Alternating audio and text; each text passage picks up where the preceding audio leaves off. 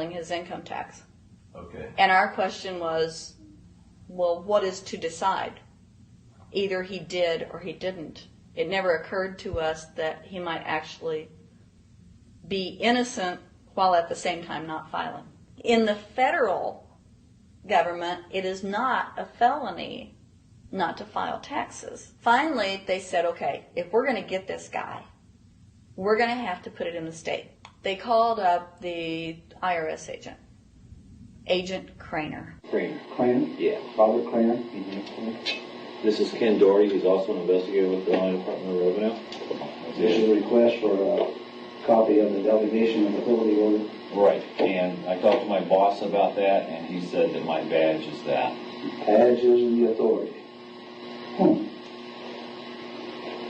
I thought it had to be in writing. The last question that the defense asked him was, did you write any of this down? And Agent Craner looked right at him and right at us, and he said, I never wrote anything down. And yet when we saw the video, there he was, writing notes, you know. And so I'm thinking, okay, at this point, the judge is supposed to say, Agent Craner, it is clear that you have committed perjury. It wasn't even noticed. It finally came to the climax.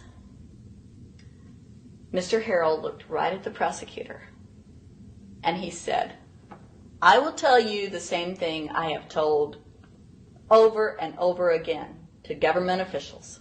You show me the law that requires me to file a tax return, and I'll be glad to do it. And again, I ask, under what is the requirement that you claim and are required to do these things?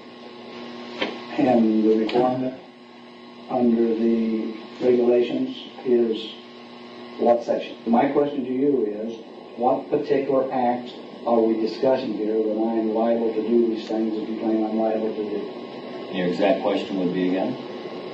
Okay, what is the section that what? But I guess I'm still not understanding your question, Mr. Harrell. Well, you must be familiar with what that you have the police powers to enforce. The prosecutor absolutely ignored him. And he started slandering Mr. Harrell. Just started attacking his character. They're calling us tax cheats, they're calling us fanatics, they're calling us weirdos. I don't care what you call me, but I have one question. Where is the law? Show me the law. Can't let this turn into a rational debate, because if they do, they lose it. So they have to insult people and say it's frivolous. We felt like that there was an overall arrogance and that they were railroading Mr. Harrell and wanting us to participate. Judge Coogan, he looked right at us and he said, I will instruct the jury according to the law. We were sent to deliberation. The judge promised us that he would give us the law. And we looked and we looked and it was not there. We wrote a note to the judge asking for a copy of the law. 10 minutes later, we get a note back. You have everything you need. But there was no law. And he had promised us. At that point, I felt betrayed. I felt like this man promised us the law, and that's what this whole thing is about, the law. We request it, and he still denies us the law. And the reason they didn't do it was why? Because there is no law. Remember, we're talking about the Illinois state law here, okay, which is a law in Illinois. So we got out that law, and we read it several times, and I said, okay, wait, you know, because they kept saying, but this is a law in Illinois. And I said, look at the beginning of it says, anyone required to file a federal income tax return is required to file an Illinois tax return. I said, if it is true that he's not required to file a federal return, then that nullifies the Illinois law. Two people, they kept saying, but he's going to get by with it. And I said, what is he getting by with but his rights? If there is no law, he's not breaking a law. He's just standing on his rights. are we going to deny him that? That's when this one juror sat back and kind of rolled his eyes and he said, "You mean we don't have to pay taxes?"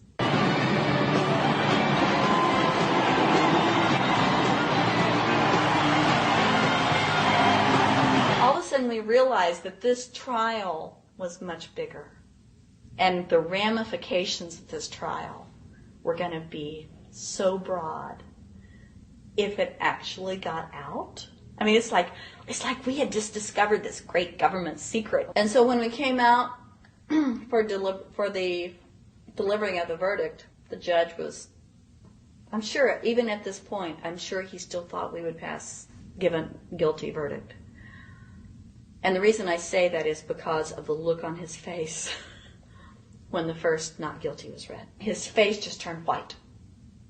I mean, it's like, I don't believe this. The second time, you could hear people out in the audience, just in the courtroom, just going, wow, And the judge is just getting red in the face. I mean, he was just livid. And the judge got up and left.